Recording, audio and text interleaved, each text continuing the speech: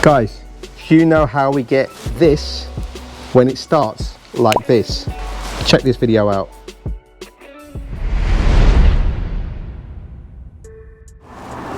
Hi folks, it's Ravi from Bluesky Stone. I'm here just outside my warehouse. Just going to give you a quick intro really. I started Bluesky Stone in 2004, started to import a few containers, started actually to sell them on eBay. I was working from a third-party transport company's warehouse facilities. It was quite crazy. In those days, I used to have to sign people in. They'd have to wear a hard hat and high vis and all sorts of crazy things like that. But that's how we kind of got started. Did reasonably well on eBay and sort of organically grew. Got a big break when I was contacted by a company in Brazil and asked whether I would like to import Brazilian slate, and I took that opportunity. I did pretty well. I was a sort of top seller on eBay at the time and kind of grew, my confidence grew. I started importing from other countries. The size of the business grew, and now I'm happy that as a result of all those relationships that I've formed over the years, I've now been able to invest in people and resources overseas. And really, that's really what defines Bluesky Stone. Obviously, this video is about black limestone and the whole journey of the raw material and how we get it here as a finished product. So I've got a 60 by 60 slab propped up there on that crate. You'll see that in the video. So what we're going to do is basically, to make this easy to understand, we're going to break this video down into a few sections. Number one, we'll start with a little intro, set the scene. The guys I have in India who really are more like an extension of my team. I actually invest in India. I've got a very strong relationship there. So it's not really like a buyer and supplier. It's really a kind of my team, if I'm honest. Secondly, we'll talk about the quarry, the sort of key processes that are undertaken at the quarry. Third, we'll move on to the factory and the kind of activities that are taken at the factory. We'll then look at quality control, so the kind of things that my guys are looking out for to ensure we get a consistent quality that's coming through so that we can obviously service our customers in the UK. We'll then look at packing. It's a key area, ensures that the product we receive is obviously well packed and it's in good condition to withstand the journey of inland travel, sailing via the sea, and obviously inland travel in the UK. And finally, shipping, which is all the logistical side of actually moving the product, organising the booking of containers and liaising with the shipping lines, and there's a whole bunch of people who are involved in that process. I couldn't do it without those guys, so once again, those guys are part of essentially our team too, so we'll look at shipping. So that's basically how we're going to sort of tell the story, and we hope you find that interesting, so you've got some idea of what is actually involved to get that slab that you see here and really what happens in the background to make all that happen. So hope you like it, hope you find it useful and interesting, and I'll see you in the next one.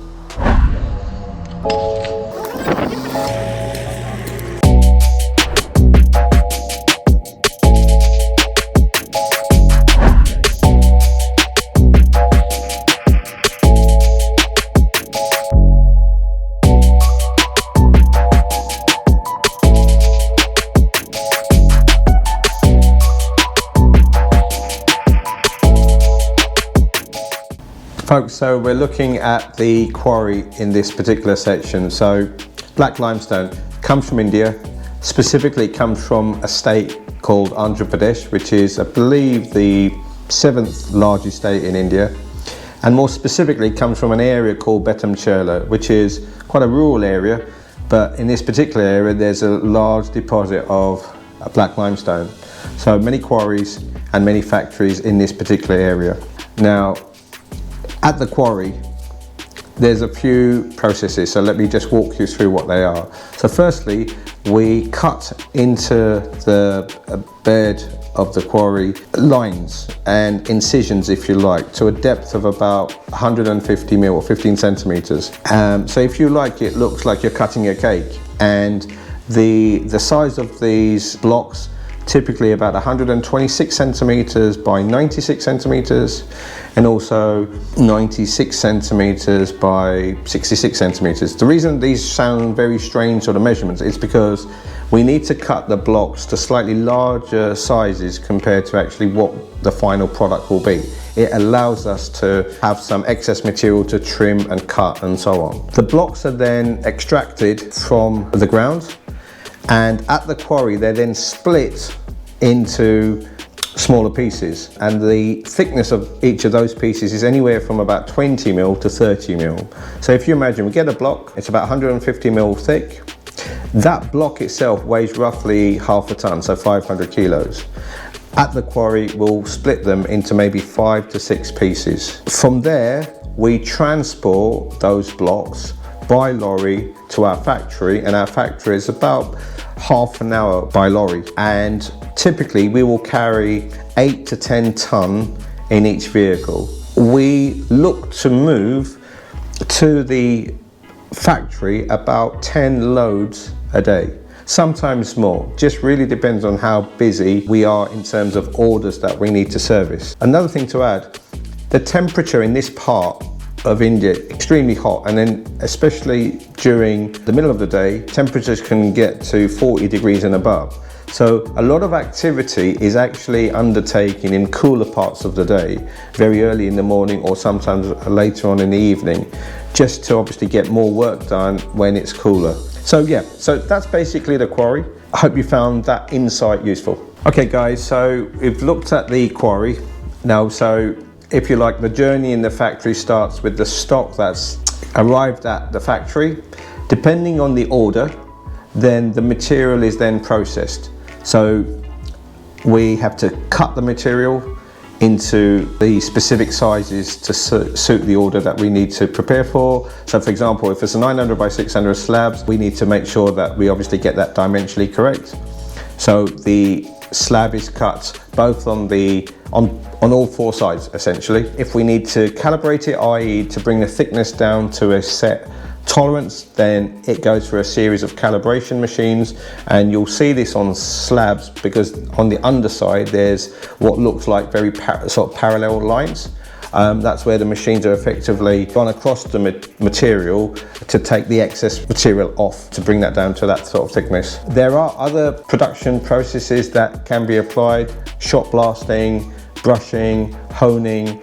These are various techniques that are applied to the surface of the product to give it a slightly different either texture or feel or look. Okay, so far we've looked at the quarry, we've then looked at our production, and now we're going to turn attention to quality control. Now, quality control basically is looking at several key characteristics. For example, thickness, surface texture, sizing, and also packing. Packing is important because if we don't get packing done correctly, then although the slabs are according to spec, they could get damaged in transit. So these things are all important. So I think it's fair to say that you can't check every single slab that goes in every single crate. So at certain parts in the production process, certain slabs are taken out just randomly and inspected. Different personnel will inspect at different stages, so we get a bit more of an independent sense of the quality aspects of what's being produced. So it's not just checking the quality, it's just making sure there's a consistent quality that's coming through. So guys, up to now we've looked at the quarry, the factory, turned attention to quality control, and now we're focusing on packing. Typically, product is packed into wooden crates. These wooden crates are actually not made at the factory. We purchase those crates from other companies who specialize in making crates for export purposes.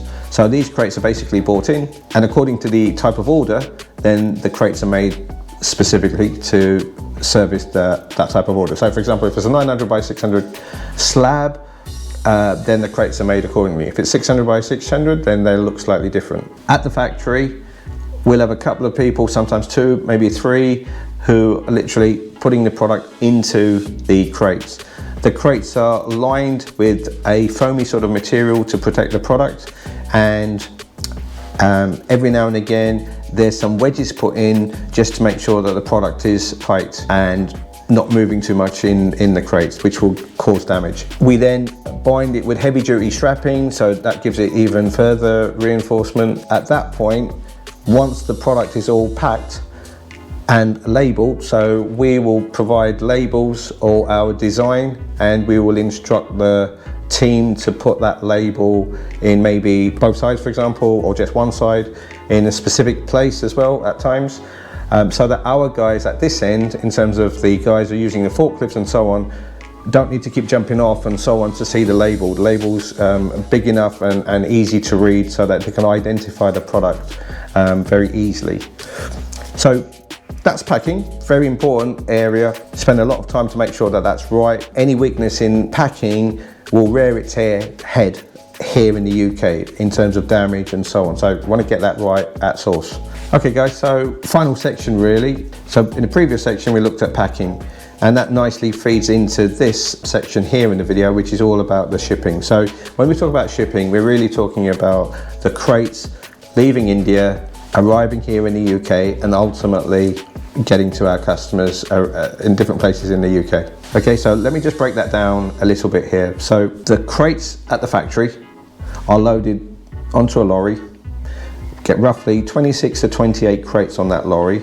That lorry, it then has a fair old journey, about 13, sometimes more, journey by land to one of 2 ports, Chennai or Krishnapatnam. These are ports in the south. Once they're there, the crates are taken off the lorry and stuffed into containers. Now, as part of putting those crates into the containers, they're actually battened in, so to avoid any movement of the crates during the shipping voyage when it's coming over to the UK.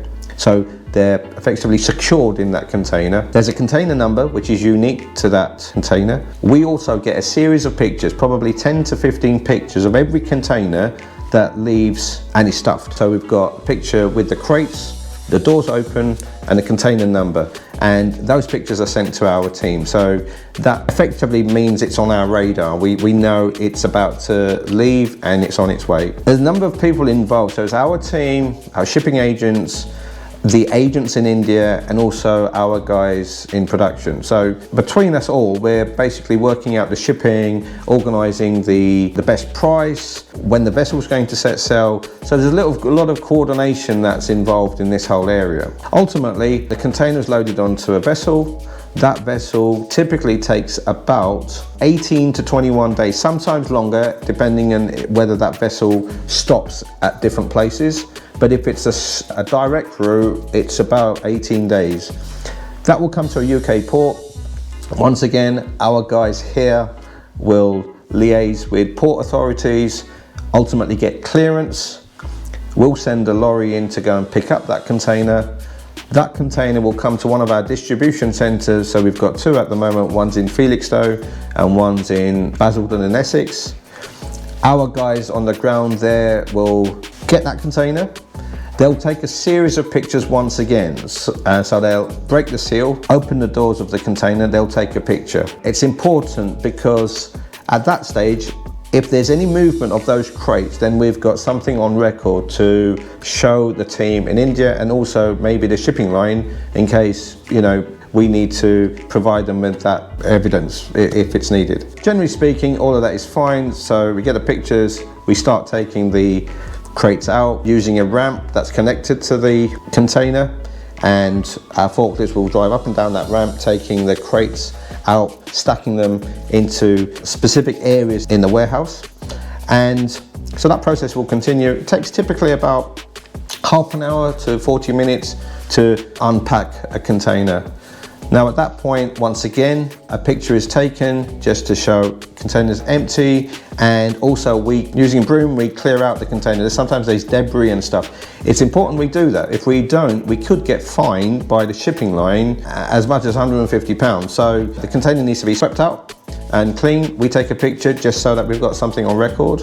That container, that empty container, it's still our responsibility to make sure it gets back to the port. So that container is taken back to the port. We've got, I think, about 2 or 3 days to undertake that activity, but it's important we do. If we don't, once again, you'll get fined. Once it's in our warehouse, when orders come through, they are then put onto lorries, and our national network carrier will then deliver those crates to customers. And this is typically using a vehicle that's fitted with a tail lift. Those vehicles have inside a pump truck, manual pump truck, sometimes electric pump truck, and that's what is used to take the crates off the lorry and then unload them and set them down onto hard standing. So that's typically the bit that the customer in the UK sees. But of course, you've got all those other steps in terms of, you know, the various stages that that crate has taken to ultimately get to the customer. So that, as a quick 101, is the shipping process. Now, we're bringing hundreds of containers in, so we've got teams in the UK and elsewhere that coordinate all of this activity. And it's quite a huge undertaking, just the sheer simple logistics of getting all of this sorted. You know, we've been doing it for some time now, and we're quite accustomed to all the things that are involved, and we've got some very good people on our side. So, you know, very confident in our abilities to bring a lot of material in. So hopefully that gives you some idea of the real logistics of moving the product. And yeah, we'll see you in the next section.